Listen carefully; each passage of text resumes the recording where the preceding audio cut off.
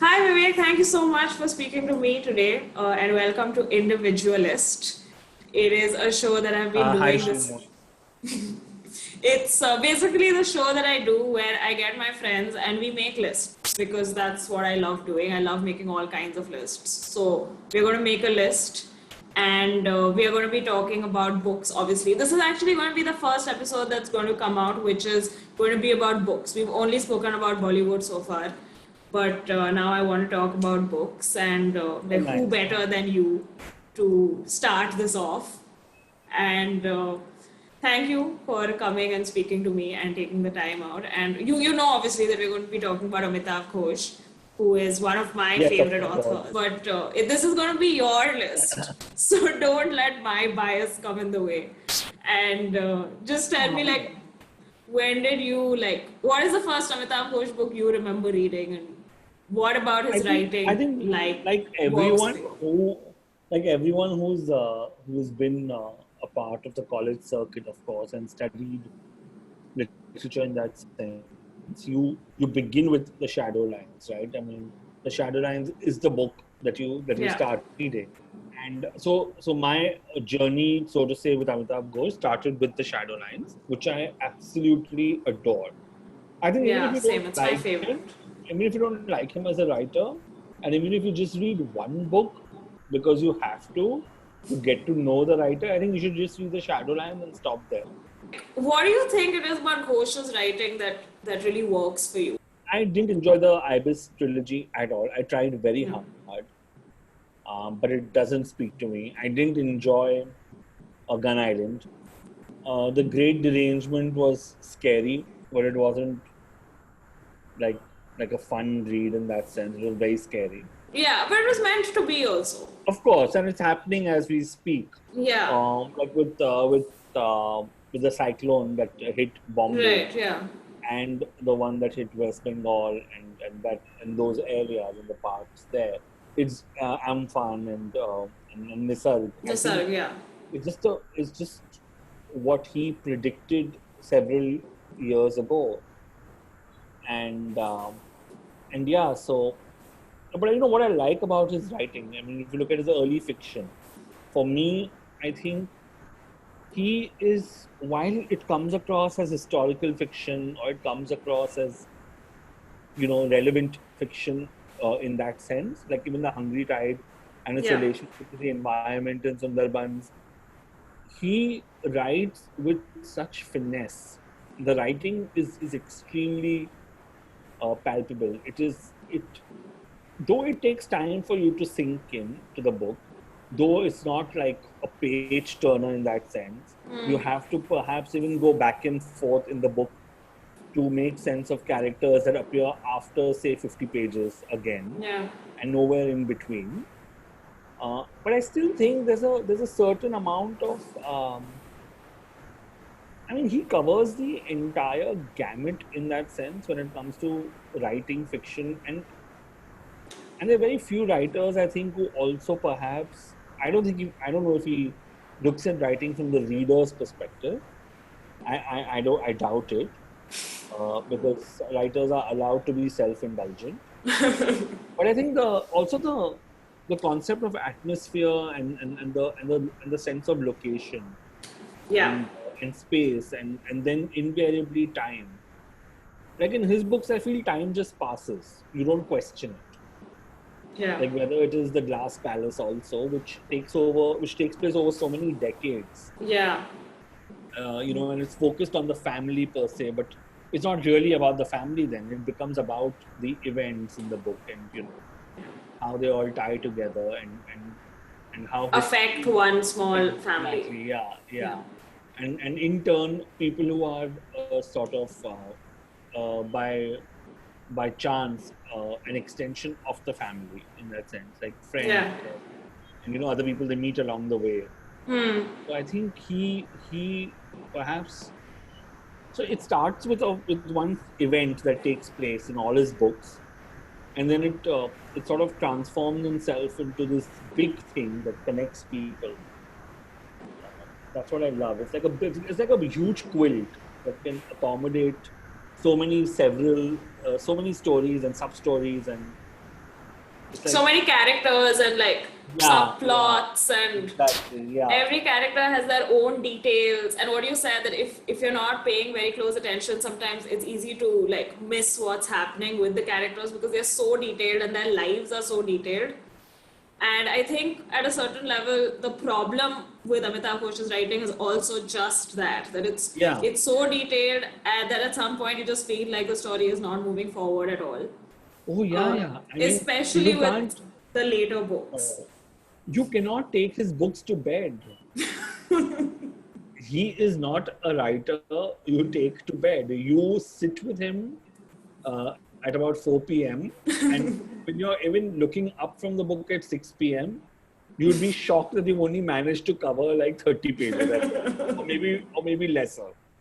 Yeah, And you're still trying to make sense of what happened.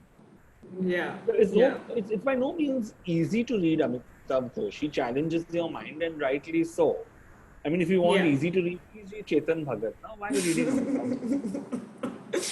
I I mean, mean, don't I bother. don't completely. I mean, of course, he challenges your mind and he changes the way you think about things. But I don't think he's that difficult to read, especially like Glass Palace, Shadowlines, Hungry You Tide, know, obviously. I don't think Amitabh Ghosh is an accessible writer. I mean, I mean, it the is very the deceptive. fact that he Initially, writes in English makes him non-accessible already in this yeah, but the country to fact like that, millions of people. But he is very deceptive. Like if you read, like if a common reader or a lay person were to read the synopsis of his book, and the blurb or to that effect, whatever the gist of the book, it seems very interesting and very nice and awesome. Like wow, he's talking about opium trade and that's taking place over so many decades and family and the British rule in India and whatnot. You know, till you damn open that fucking book and you're like, oh God. I liked the Ibis trilogy, Yeah, yeah, especially sure. I'm just saying. especially River of Smoke. And about that, I wanted to add to what you said earlier that he's really good at building like worlds and locations and Yeah. place. Because I feel like he does that really well in River of Smoke. Like the way he builds Canton, it just feels like something that is accessible and something that I can be a part of, even though obviously it was like 200 years ago and whatever. Hmm. And I think that's one of the most beautiful parts of his writing that he really manages to create that universe, whether it's Canton or whether it's, in the world of Glass Palace or obviously Calcutta in Shadowlines. Or Calcutta in the Calcutta chromosome, Yeah, of course, yeah. or a small village in West Bengal in the Circle of Reason. Yeah. Or even the Sundarbans in Hungry Yeah, Tide. exactly. Because And of course, he's familiar with that terrain, so that helps. yeah, yeah. Um, but I think his books could have been set, except for historical fiction in that sense. His other books could have been set anywhere. And Just he not does like, historical. the idea of travel is very important in a Yeah, way yeah. in his books, So like it all cannot be of set them. anywhere. Yeah. So like all of them, they either they start with like the boat or the ship is such an important element in all his writing, whether that's Hungry Tide or obviously the Yeah. Ibis trilogy or even Glass Palace. It literally starts with like uh, a boy reaching a new place, and the Yeah. idea Yeah. of the new place and idea of movement is so common across like even from Circle of Reason where he's traveling and he's Everywhere, running away everywhere. Yeah. to Gun Island, obviously, where migration even is. his um, even his non-fiction, like Yeah. even the Imam and the Indian, which all those prose pieces, there's always the Or element in of an antique land, which is obviously yeah, set in about Egypt. movement. Yeah, Yeah. exactly. Yeah. Which I think is fantastic. The way he can manage to do that. Okay, but like coming down to like your top five,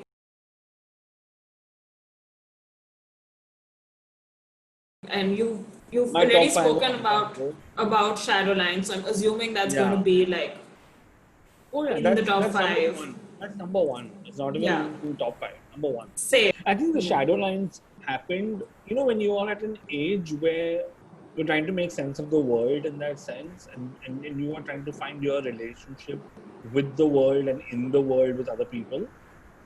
and Shadowlines being the novel that it is, and not just about partition, and not just about a family, but so much, but for the lack of a better phrase, coming of age. And it's like the protagonist is constantly coming of age in the book. It's like even while the last page is turned, he has still not come of age. I mean, that's the Yeah. feeling that that book gives you, and and every time I've read the book and reread the book, it has shown me something so different. I mean, I keep thinking in a different plane and a different trajectory after every reread of the Shadowlands. I mean, I just finished it before our conversation about yesterday or day before yesterday. I finished it. Yeah. That was my fourth read of the book in all these years, and I think it's a very four is a less number. Maybe it should have been 10. But I think if I had to recommend books like that are like this book is definitely an Indian canon Yeah. worthy, definitely for sure, and one of the very few books written in English at that time that Yeah. made such an impact. 1988, no? Yeah. It was published in '88. Yeah. Yeah, I mean, you know, I'm so glad that this book exists and it has aged beautifully. These books are just timeless. They just there's no boundary of time or age or space that uh, that sort of restricts them, and it shouldn't in the right sense because they're so beautifully written. Yeah. So yeah, for me, the Shadowlines is something just perfect. But I mean, I think everything about the book. I love the characters. I love the idea of that he draws of history and memory and how things change as you grow older. It's one of my favorite parts of the book, and one of my absolute favorite parts of the book is when he talks about Srideep as a young kid in London, and he is witness because he's there just before the Second World War starts. So he sees a Correct. light, and the narrator says that it really bothered Srideep that he could never really understand what was happening because there are just some moments in time that are not knowable. And then I love Maya Devi's character a lot in the Yeah. Shadow, and how for her history and perspective, or her perspective of everything is so different. Of You course, mean the grandmother? yeah, and because Hama. people are different, yeah, and I was like amazed at how this he doesn't make his. Now this is again what I love about Amitabh Ghosh's writing is that he doesn't want to make the reader empathize. He wants the reader to understand, which goes hand in hand with empathy, perhaps, but not be sugary, sentimental about the characters. Yeah. Like I never left Amitabh Ghosh book feeling bad for someone or feeling sad. I think that closure comes in the writing. It's a very matter of fact narrative. Yeah. He doesn't try to manipulate your emotions. If the emotions come, it is because of the writing being so good and so Yeah. honest that it's not it doesn't seem manipulative. Like you know what I mean? Like if you see Yeah. a book like a map called Over, whatever that book is, Oh, I mean, it is whatever. OVE. yeah, it is manipulative in that Yeah. sense. Like it makes you cry, which I don't think Amitabh Ghosh does at all. Like Yeah. you know, you feel bad for the characters, yes, at some point, but you get over also very quickly by the time you reach the end. Right. Yeah. Yeah. Also, what you said that you get like something new out of it every time, and then obviously people Yeah, see these books differently because like you were just describing it a few minutes ago, and you said it's a novel about partition, and obviously it is, but it's not one of the exactly. ways I would describe that novel. Like I would describe it in a very different way because it's Correct. not one of those books where like he is talking about partition and he is talking about borders and he is talking about how partition changed the lives of people and how it affects us 20 years on, 30 years on, 70 years on. But there is no like it's not he talks about it in the past. He talks about it as memory, you know. It's not Yeah. like it's not something that's happening to the characters there. Then There's just a yes, beautiful approach of dealing with something that sensitive and or something so traumatic. Yeah. important. Yeah, yeah. No, just sorry, I just wanted to add one thing about Shadowlands because we were talking about this whole idea in his books of travel and like looking at places from the outside perspective, so to say. The character of Ela in Shadowlands then becomes so important because her whole life she's the daughter of a diplomat and she just Correct. goes from one place to another and she's lived in different countries and gone to so many schools. And there's this really significant line where the characters, I think, talking about Egypt, and the narrator is talking about Egypt, and he's just very excited and he has a lot to say. And Ela's just like, yeah, I remember Cairo, the bathroom was on the wrong Yeah. side of the airport or something. And it's just so, I mean, what he does with this whole idea of traveling and belonging and moving from places is so beautifully encapsulated in Ela because she's that one person who constantly moves and doesn't belong anywhere. Correct. And Um, maybe that's why she doesn't pay attention to detail also, mostly. yeah, It's just yeah, very fleeting for her from one place to another. yeah.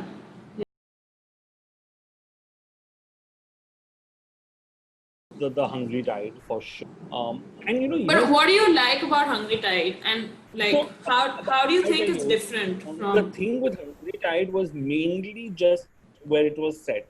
For me, the entire enigma of Sundarbans, because I've never been there, I don't know how it is. And as you were growing up, when you read about it, and there was not too much written about it, but what you read, it was always the concept of like the only thing that came to mind, sadly, when you speak about Sundarbans is Khunbari Man. You don't have shots there and nothing, but just the concept of an alligator or a Yeah, crocodile being in the yeah, water. I think that fascination, and which also to a very large extent is in the book, that you are expecting something. You're yeah, expecting something to come out of the shadows. And as a reader, yeah, you're waiting, you're waiting, you're waiting. So I think he's building that up not only as a creature in the waters or whatever that's yeah. happening in the ecosystem there, but also like how it then becomes so central to the narrative that that is the protagonist of the narrative in that sense. Yeah. Also, I think with Hungry Tide, I mean, it's interesting that the location plays such an important part of the novel and becomes a character in Yeah, its own sense. But the story is told through the people who are the exactly. outsiders. Yeah, Like the two main characters, in a sense, like Pia and Kanai, yes. they're not native residents. They're No, both there for the first time, and so they are sort of exactly. discovering that world, and the reader gets to discover that world, and with that, there's that sense of wonder and unfamiliarity that comes that the reader can also, So you don't even know. So you don't even know if they are being reliable to the yeah, narration in that yeah, sense. yeah, For all you know, they could be not lying, but they could be just distorting what they see yeah. or what they Because as experience. because as an outsider, you also see things differently. Exactly. Yeah. So yeah, but then he also speaks about the locals who are staying there, and how for them it is so different. Yeah. And it is very simple. Perhaps, like you said earlier, it's not that difficult to read him. I don't know, maybe in retrospect, but it is in a way also because he jumps very quickly. And like if I'm reading something about PR, then very quickly the narrative changes to Kanai, and then he moves somewhere in between talking about the place. Then it becomes about Right. the place, and then again it jumps back to Pia. So I'm okay with the jumping, but I also feel to a very large extent that because the description is so varied and rich, you might at some point lose touch with the writing in that sense. Like if you're not reading it at a stretch, you may tend to not remember what happened. Yeah.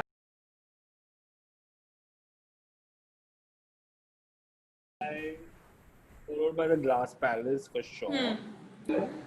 I think it's not no. Strangely enough, in the Glass Palace, I didn't like anyone specifically. I think I just liked the family as a whole Yeah. and their journey and how what happens when you become when you're forced to be someone, some kind of people that you weren't, that you never know what that sort of living is all about. and you know, you are just trying to make your way in the world just like anybody else. Hmm. So for me, I think that sorry, struck a nerve and struck a chord somewhere, Yeah. just for the fact that again, a detailed description, but there's a difference between the description in the Glass Palace and River of Smoke in that sense. Is that the Glass Palace for me still remains one of his most accessible books. Yeah. I think it I think it reads as I think it was too his last accessible book. yeah, I think it reads as a family drama in that sense, Yeah. if I may Yeah. so loosely call it that. But I think if I were to recommend people to start Amitabh Ghosh, I would say start with the Glass Palace. Hmm. Yeah. Because Because the because even relationships are very real, and yeah, it's like yeah, there's a broader event that's happening, correct, but you can just sort of focus on the micro, so to say, yeah, and like you don't have just to let.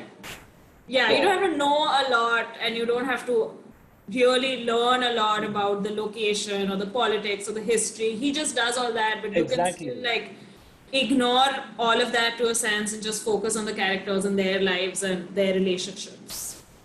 Yeah, you can enjoy it.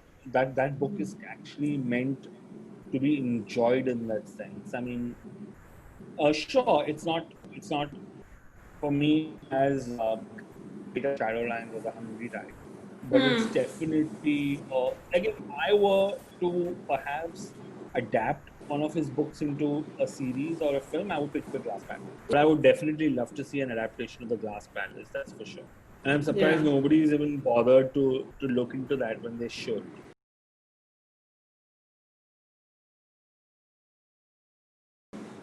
Okay. Book four. Book four is Circle of Reason. Yeah.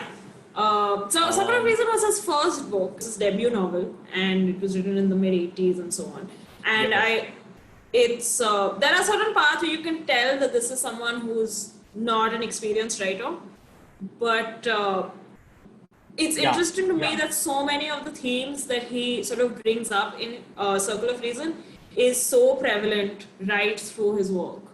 And it's like you can read Ghosh's work as like they all belong in a sense, like you can't read one without the other. I mean, you can obviously, but you just get a much greater understanding if you read all of them together because It's there's a richer just understanding for sure. yeah, like the idea, as we discussed, of migration, of travel, of being an outsider in a new place, and your relationship with that place then, and how it becomes. These are just there in like across his books, from something that he wrote in the mid '80s to something that he wrote last year.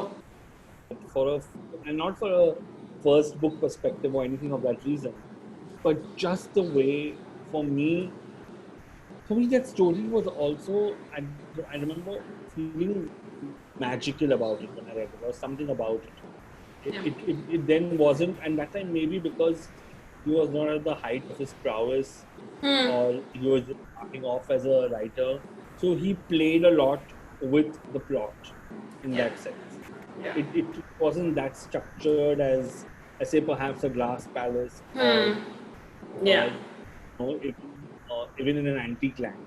Circle of Reason, it's interesting that you said that you found it magical because I was looking up reviews of Circle of Reason when it had come out, and a bunch of reviews, especially abroad, were all they all had to do with how here's this new author who's delving into magical realism, and a lot Correct. of them compared Circle of Reason. I mean, not compared, but they sort of brought up Marquez in their Mm-hmm. reviews and sort of the influence of that on Ghosh. And they spoke about how obviously it was interesting because at that time in the 80s when Circle of Reason came out, Rushdie had also written a Yeah, bunch of books which were also like, correct. it can be counted as magical realism. And True, true. how this was becoming like a thing in India.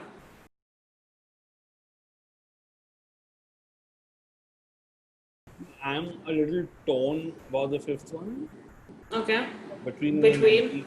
in an antique land and the Calcutta chromosome. Okay. You You can know what? obviously just pick Calcutta Chromosome because that's No, fiction. that's what I'm going to do. I'm going to pick the Calcutta Chromosome not because it's fiction, but because Yeah, it's a superb. it is. And my problem with readers is this, right? And my problem with critics also is this: is that when you're evoking an author, in that sense, you talk about at least a couple of works to get to a point where you can, you know, be fair to the writer.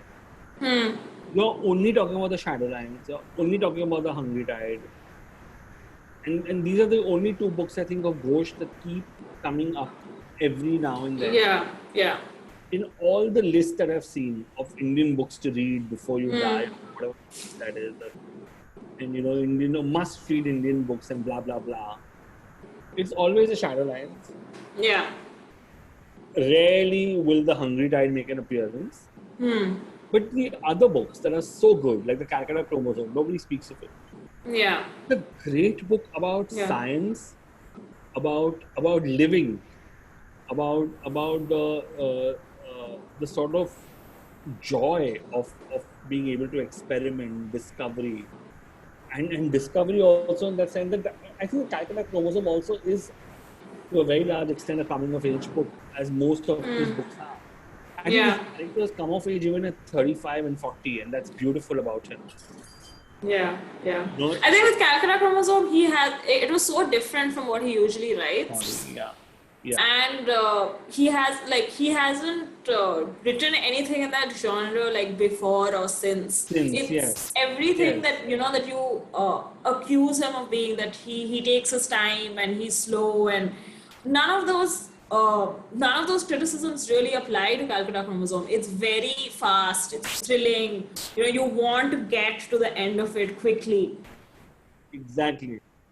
And it's still like well researched, it's still based in Oh yeah, in a completely. different time, and like obviously like he's very like the history comes through in all his works, like more so in books like Ibis trilogy and Glass Palace, because those are set in like a historical time and there's a lot of like Sure. detail and so on that goes into it. But even with Calcutta Chromosome, that's just like he is literally talking about a different world, but Yeah. it's so well done also. It's not a Ghosh book. Yeah, it's not. Doesn't feel like a book. I mean, that's the only book in his entire, like, say, bibliography that feels like a major anomaly. It's like, what are you doing here? But like in a good way. Why are you here? In a very good way. In a very good way. Like, Yeah. you are fascinated by it. So if I ever had to do like a slow reading of Ghosh's works, I would pick these five and urge others to read them with me, only to get an idea and slowly. Ghosh's writing is like literally like fine wine, at least for these five books. You have to enjoy it. You cannot rush. If you are a Yeah. reader who cannot sit with a book and you cannot praise a book for its writing and for its depth and scope, Ghosh is definitely not for you. And Good. anyway, so Yes, thank you so much. Thank you so for much. doing this top 5 Love with to, me. and I had such a great time with you. Thank you, and I had a great time too.